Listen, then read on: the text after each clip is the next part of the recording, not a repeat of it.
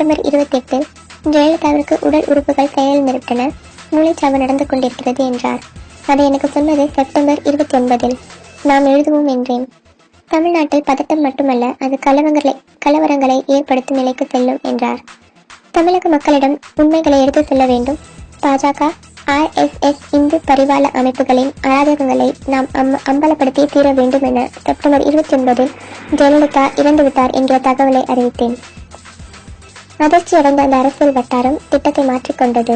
Apollo Jayalalithaa இறக்கவில்லை, சாதாரண ஜுரம்தான், 2 நாட்களில் சென்று விடுவார் என்று அறிவித்தது. திட்டங்கள், குழப்பங்கள், பதற்றங்கள், அச்சங்கள், தடுமாற்றங்கள், உளறல்கள் என அடுத்த 2 மாதங்களில் பாஜக RSS நிலை இருந்தது. என்னை பேச விடாமல் செய்வதற்காக வழக்கு போட்டு அச்சுறுத்தியது. வீட்டு தொலைபேசியில் லண்டனில் இருந்து கொலை மிரட்டல்கள் விடுத்தது. சாத்தி ராம்குமார் கொலை வழக்கில் குறித்து பேசினால் கொல்லப்படுவாய் என மிரட்டியது. பிரெஞ்சு காவல்துறை கவனத்திற்கு இத்தொலைபேசி கண்காணிப்பு சென்றது. வழக்கு பாயும் என்று அச்சுறுத்திய தமிழக இந்திய அரசு அதற்கான நடவடிக்கைகளை 50 நாட்கள் ஆகியும் எடுக்கவில்லை. எனவே நான் முன் வந்து அதற்கான நடவடிக்கைகளில் ஈடுபட்டேன். பிரெஞ்சு அம்பாசி மூலமாக விளக்கம் கேட்கப்பட்டது. 25 நாட்களாக முரணான பதில்கள் வந்தன. பிரெஞ்சு வழக்கறிஞரிடம் எல்லா உண்மைகளையும் சொல்லி இருந்தால் ஜெயலலிதா உடல்நிலை குறித்த அறிக்கையை சமர்ப்பிக்காவிட்டால் அது வதந்தியுள்ள என்று சொல்வது தவறு என வாதிட்டார். இந்தியாவிற்குள்ளும் நீதிமன்றத்தில் வழக்கு தாக்கல் செய்ய முயற்சி நடந்து கொண்டிருக்கிறது.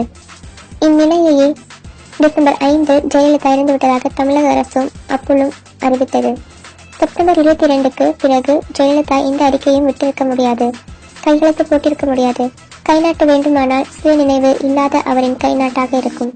எனவே ஜெயலலிதா சசிகலா மன்னார் மாபியா கூட்டணிக்கோ அல்லது வேறு நபர்களுக்கே அவருடைய சொத்துக்களை செப்டம்பர் 2016க்கு பிறகு எழுதி வைத்திருந்தால் அது செல்லாதவை என அறிவிக்கும் நடவடிக்கையை உண்மையான அதிமுக தொண்டர்கள் எடுக்க வேண்டும்.